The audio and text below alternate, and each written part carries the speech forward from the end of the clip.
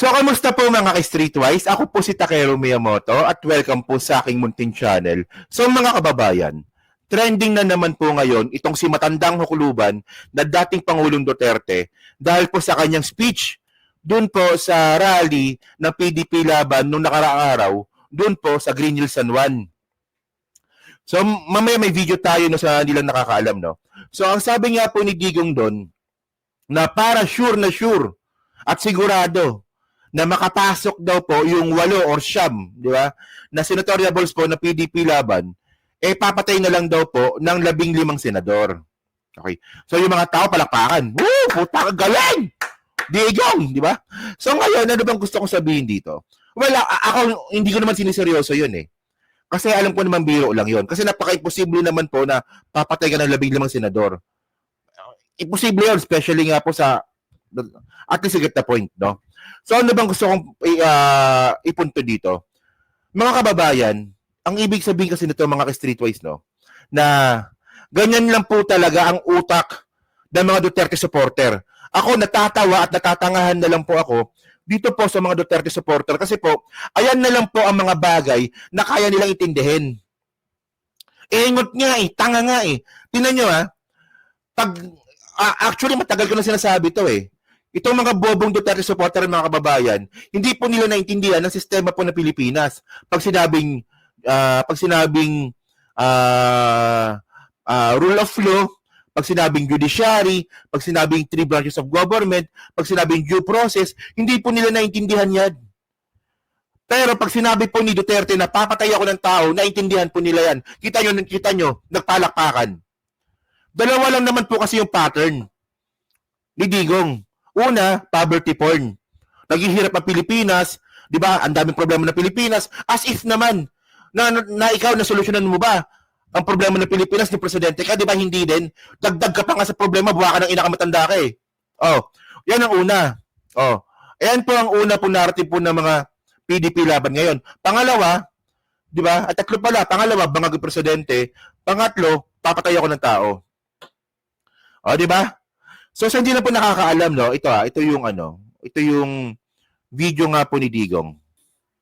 So ito po yun, no, galing ito from Politico, no. Sabi dito sa Politico, 'di ba? Panoorin, idinaan sa biro ni ex-president Rodrigo Duterte na papatayin niya ang ibang senador upang makapasok sa Senado ang kanyang mga pambato. So so ganyan ba kadesperado tong si Digong? Kailangan talagang patayin para makapasok. So tama pala sinabi ni PBBM. Diba sabi nga ni Presidente Bongbong Marcos, yung mga senatorial balls nga po na PDP Laban, kung saan-saan lang po pinulot. Oh. Kasi kung maayos naman yung mga senatorial balls na PDP Laban, at kung hindi naman kung saan-saan lang yung pinulot, hindi mo na kailangan na magsabi na ganyan, papatayin mo yung mga senador. Okay, so ito may video dito, panoorin natin na. Alam ko napanood nyo na to, pero i-play lang ulit natin. Sige, para dun lang po sa hindi pa po updated. Marami kasi sila. Ano dapat ang gawin natin?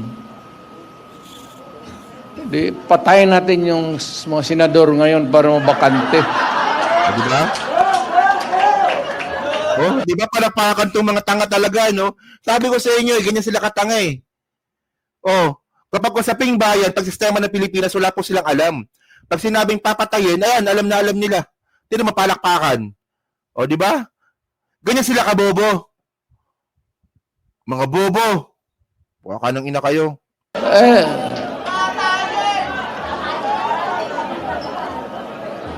Kung makapatay tayo ng mga 15 na senador, pasok na tayo lahat. Kailangan talaga pumatay, kailangan talaga patayan para makapasok yung 8. So, ibig sabihin nun, ganyan kabulok ang mga napili mong senatorial balls. Sino ba winnable dyan sa totoosin? Actually, si Bongo na lang eh. Si Bongo na lang po yung winnable dyan sa mga senatorial balls ni Digong eh. Mamaya, balikan natin si Dian, si Bongo. Sige. Okay. Pero kawawa naman. Pero nakakainis kasi yung Hindi naman lahat. Pero, sabi nga, talking of opportunities, the only way to do it is to pasabugin na lang natin yung ano. Sabi ba? Tuwan-tuwa no? Tuwan-tuwa kasi malamang nung nagsalita yung mga ibang mga setoriables boring. Kaya si Digo nagbiro. Okay. So ngayon mga kababayan ito. Okay. So ngayon tinan ngayon natin to, no? So ito po yung huli kong nakitang survey from Oculus, no? Okta Research pala ito. Okay. So dito po sa Okta Research, no, sa top 12 po, wala na po talaga, no? Wala PDP laban dito. Wala, oh. Si Bongo na lang talaga. Wala, oh, no? Tulpo number 1. O, yung number 2, Ben Tulpo naman. Bongo number 3.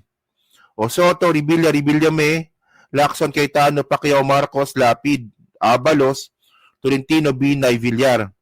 So, si Bongo lang po na... teka lang. So, sorry. Lipat ko pala natin. Ito pala. Yan pala yon. Hindi ko na naman nalipat. Sorry. So, yan ha.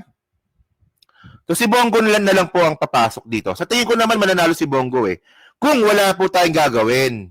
Alam nyo, no, ang nakakalungkot lang po dito mga kababayan, no, kung meron man akong critic dito po sa PBBM admin, hindi po ganun kahusay yung kanilang information team. Hindi ko alam kung sa PCO ba yan or so whatsoever, pero ang point ko dito mga kababayan, may mga nakausap po ako mga DDS. Di ba? Especially po yung mga DDS dati na ngayon po ay pro-admin. Marami yan, ang dami nila. Ayoko na ng pangalanan, baka sabihin nila, Marami yan. Yung mga DDS dati na ngayon po ay pro-admin, nakakausap po sila. At sinasabi talaga nila sa amin na noong panahon nga daw po ni Duterte, meron talagang nagkukumpas sa kanila. Di ba? Na itong gagawin natin. May issue tayo, ito gagawin natin. Pero meron silang freedom para gumawa ng content. Pero kapag merong issue, may taga-kumpas sila. Di ba? So ano bang point ko dito? Di ba? Bakit hindi ito nagagawa sa PBBM admin? Di ba? Well, halos lahat naman ng mga vlogger willing naman makapag-coordinate. Di ba? Dapat kasi parang parang Martin Andanar style. Di ba ganon? Hindi, wag naman. Masamang tao yun si Martin Andanar eh. Hindi, pero ang point lang natin dito mga kababayan. Dapat po kasi, meron na tayong ginagawang isang hakbang para po pabagsakin si Bongo. Si Bongo na lang po makapit dito eh. So, paano mangyayari yun kung watak-watak po yung mga vlogger ngayon? Di ba? Yung ba nag-aaway? Well, actually, mga kababayan, wala namang problema yung away. Natural yan eh. Pero, sana man lang, kung meron mang away-away yung mga vlogger ngayon, kapag merong issue-based lang tayo. So, ang point natin dito, no, si Bongo na lang po ang kumakapit dyan po sa PDP laban na yan. So, madali na lang po ipabagsakin ito pag ito kinuyog po ng mga vlogger. Di ba yung ang problema kasi wala nag-organize eh, di ba? So, based on my opinion lang naman 'yun, no. Okay. So ngayon mga ka-streetwise, no, ang gusto ko pang sabihin dito, di ba?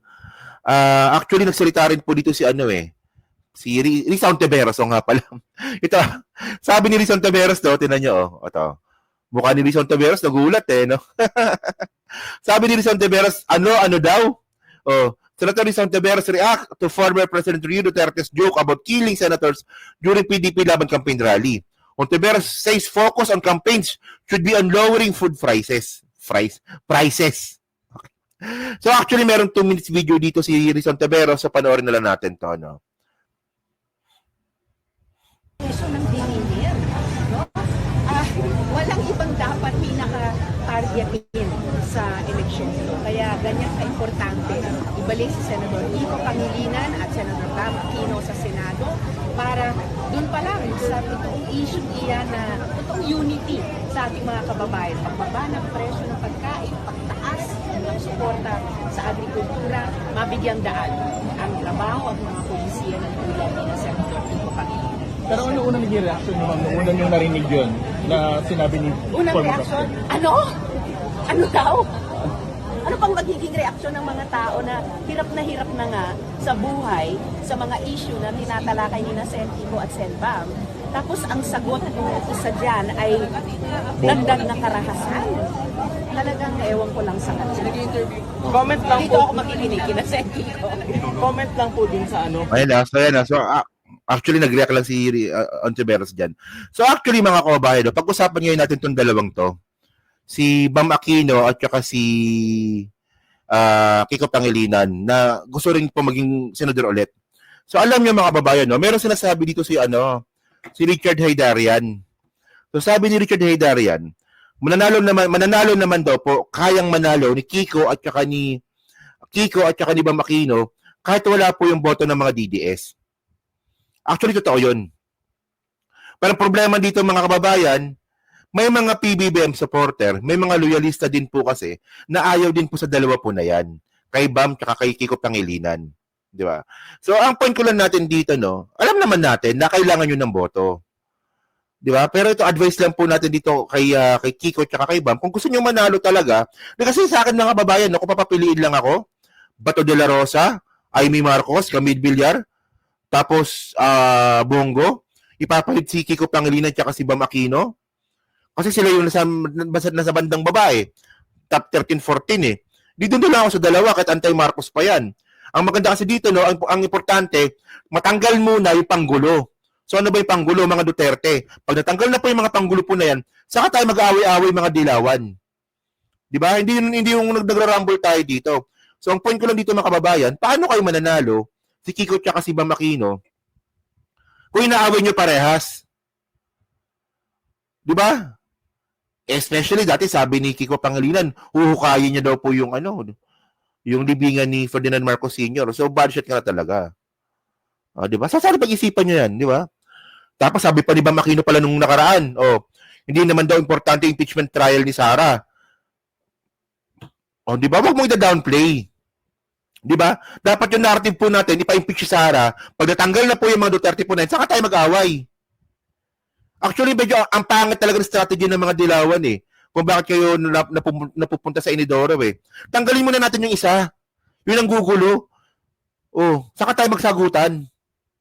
Wala. May strategy na to. Di ba? So yun mga babayan, no? So kayo po ba, no? Anong masabi nyo nga po dito sa sinabi nga po ni dating Pangulong Duterte na tungkol nga po sa pagpagununin yung mga senador para manalo. So para ba sa inyo, seryoso ba ito? Pagbibiro lang ito. Yan, so pa-comment lang po sa baba at binabasa ko pong lahat yan. At syempre, di ba, kayo ba, agree ba kayo dito na bobo po talaga yung mga DDS? Kasi ito lang po talaga yung mga bagay na kaya nilang intindihin. Di ba? So, yun, no? So, dyan po sa Team Replay, syempre, pa-like, pa-subscribe, at hindi naman kalabisan, pa-share na rin po ng video po na to. So, hanggang sa muli po, kita na lang ulit tayo sa susunod nating content. So, thank you, salamat, and bye-bye.